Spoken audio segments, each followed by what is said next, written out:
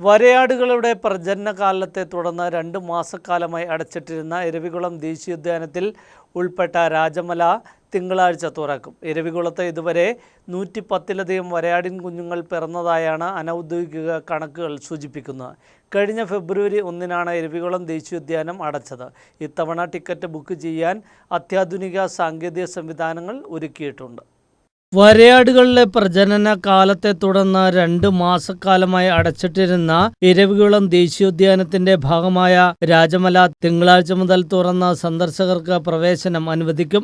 ഇതുവരെ 110ലധികം വരയാടിൻ കുഞ്ഞുങ്ങൾ പിറന്നതായാണ് അനൗദ്യോഗിക കണക്ക്. കഴിഞ്ഞ ഫെബ്രുവരി 1-നാണ് ഇരവികുളം ദേശീയോദ്യാനം അടച്ചത്. തുടർന്ന് രാജമലയിൽ പ്രവേശനം നിരോധിച്ചിരുന്നു. ഏപ്രിൽ അവസാനം വരയാടുകളുടെ കണക്കെടുപ്പ് നടക്കും. കഴിഞ്ഞ വർഷം മെയ്യിൽ നടത്തിയ കണക്കെടുപ്പിൽ മേഖലയിൽ 803 വരയാടുകളെ കണ്ടെത്തിയിരുന്നു. ഇതിൽ 128 എണ്ണം കഴിഞ്ഞ വർഷം പുതുതായി പിറന്ന കുഞ്ഞുങ്ങളായിരുന്നു. രാവിലെ 8 മുതൽ വൈകിട്ട് 4:30 വരെയാണ് സന്ദർശന സമയം. രാജമല സന്ദർശനം പൂർണ്ണമായും ഓൺലൈൻ സംവിധാനമാക്കുന്നതിന്റെ ഭാഗമായി ഇത്തവണ മുതൽ വാട്സാപ്പ് വഴി ലഭിക്കുന്ന QR കോഡ് വഴി ചാറ്റ് ബോട്ടിൽ പോയി വേഗത്തിൽ ടിക്കറ്റുകൾ ബുക്ക് ചെയ്യുന്നതിനുള്ള സംവിധാനവും ഏർപ്പെടുത്തിയിട്ടുണ്ട്. മുതിർന്നവർ 200, സ്കൂൾ വിദ്യാർത്ഥികൾ 180, വിദേശികൾ 500 എന്നിങ്ങനെയാണ് പ്രവേശന നിരക്ക്.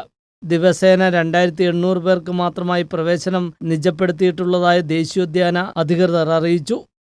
News desk, Medianet.